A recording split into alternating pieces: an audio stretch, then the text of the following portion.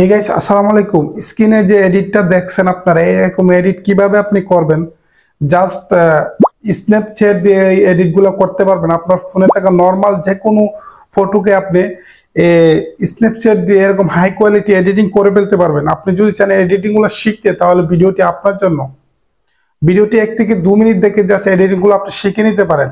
Video শুরু করার আগে আপনি যদি আমার এই চ্যানেলে নতুন দর্শক হয়ে থাকেন, অবশ্যই আমার চ্যানেলটিকে সাবস্ক্রাইব করে দেবেন। পাশে থাকা বেল আইকনটিতে একটি ক্লিক করে সঙ্গেই থাকবেন। চলুন বন্ধুরা, ভিডিও শুরু করা যাক। Welcome back. জাস্ট আপনারা এই কাজটি করার জন্য জাস্ট আপনার ফোন থেকে চলে যাবেন প্লে স্টোরে। স্ন্যাপচ্যাট অ্যাপসটি জাস্ট আপনার ফোনে ইনস্টল করে নিতে হবে কাজটি করার জন্য। তো আমি এখান থেকে ওপেনে ক্লিক করে যাব।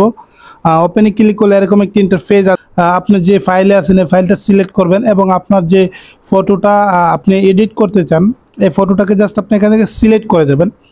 তো আমি এই ফটোটাকে জাস্ট হাই কোয়ালিটি এডিটিং করব। সো এই ফটোটাকে জাস্ট আমি সিলেক্ট করছি।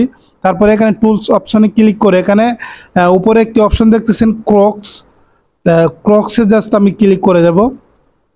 উপরে দেখতেছেন ক্রক্স অপশনে ক্লিক করে এখান থেকে জাস্ট আমি রেড কালারটা নিয়ে নেব। প্রথমেই রেড কালারটাকে জাস্ট একদম এখান থেকে রেড কালারটাকে ফুল ডাউন করে যাব। ঠিক আছে, একদম ফুল ডাউন করে দেবেন।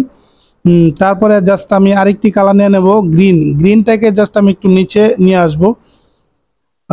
তারপরে আমি আবারও ক্লিক করে একদম নিচে নিয়ে আসবো এটাকে। ওকে, তারপরে এখান থেকে ব্লু কালারটা আমি নিয়ে নেব, একটু উপরে রাখবো। ওকে, কালার হয়ে গেলে জাস্ট আমি এখান থেকে টিক মার্কে এখন ক্লিক করে দেব। তারপরে উপরে যে একটা অ্যারো চিহ্ন দেখতেছেন, অ্যারো চিহ্নতে জাস্ট আমি এখন ক্লিক করে দেব। তারপরে নিচে ভিউ এডিট এখানে জাস্ট আমি ক্লিক করব। তারপরে আপনি এখান থেকে আবারও ক্রক্সে ক্লিক করে এখান থেকে ব্রাশটা সিলেক্ট করে নেবেন। তারপরে জাস্ট আপনার যে শার্টটা আছে এই শার্টটাতে আপনি আস্তে আস্তে কালারটি করতে হবে, একদম ধীরে ধীরে কাজটি আপনাকে করতে হবে। আপনি আস্তে ধীরে কালার করতে হবে। আপনি কালার করতে গিয়ে যদি এরকম অন্য জায়গায় কালার হয়ে যায়, তাহলে আপনি এখানে দেখতেছেন 100 করা আছে, এটাকে জাস্ট আপনি 0 করবেন। তারপরে যে জায়গায় কালার হয় সেই জায়গায় জাস্ট ব্রাশ করলে আগের স্বাভাবিক হয়ে যাবে। তারপরে আপনি জাস্ট এটাকে 100 করে আপনি আপনার পুরোটা ড্রেসকে এভাবে আস্তে আস্তে জাস্ট আপনি কালার করে নেবেন। তো আমি আবার 100 করে দিয়েছি। তো আমি এখন আস্তে আস্তে পুরোটা শার্টকে কালার করে নেব। ঠিক আছে, পুরো শার্টকে আমি কালার করে নেব।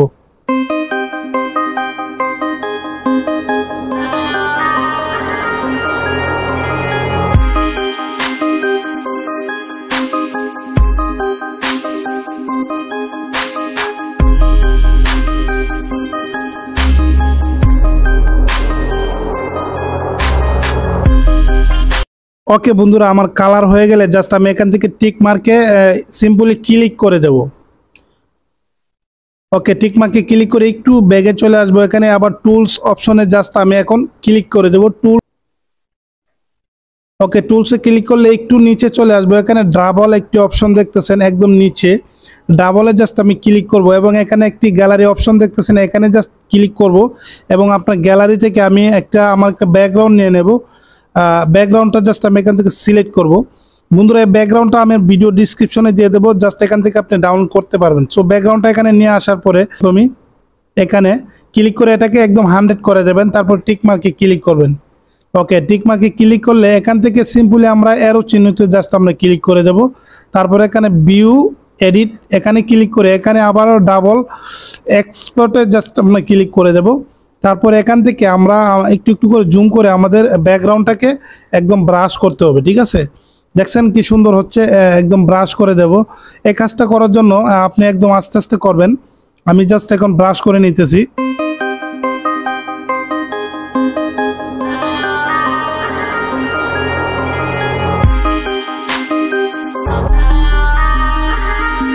ওকে বন্ধুরা, আমি এখন টুলস অপশনে ক্লিক করব। টুলসে ক্লিক করে এখান থেকে জাস্ট আমি একটা ইফেক্ট নিয়ে নেব। ইফেক্টটা সিলেক্ট করছি। তারপরে এখানে টিক মার্কে ক্লিক করব।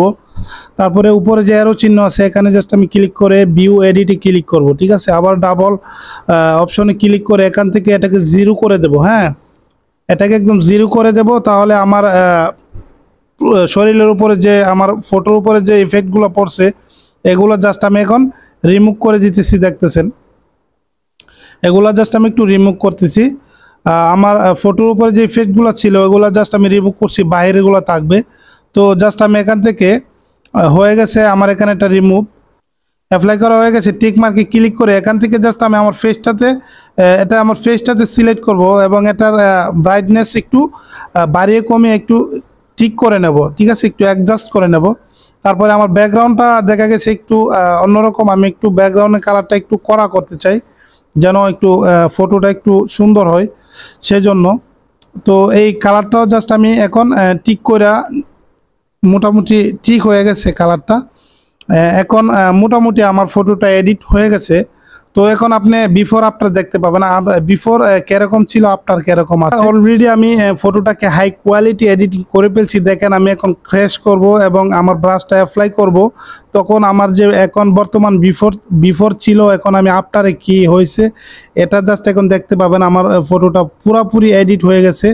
তো আমি যেভাবে দেখাইছি এভাবেই চাইলে আপনি আপনার নর্মাল যে কোনো ফটোকে হাই কোয়ালিটি এডিটিং করে ফেলতে পারবেন। আমি যে দুইটা একটি এফেক্ট এবং একটি ব্যাকগ্রাউন্ড ইউজ করছি এগুলো আমার ভিডিও ডিসক্রিপশনে পেয়ে যাবেন। তো আশা করি আমি আপনাকে বুঝাইতে পারছি।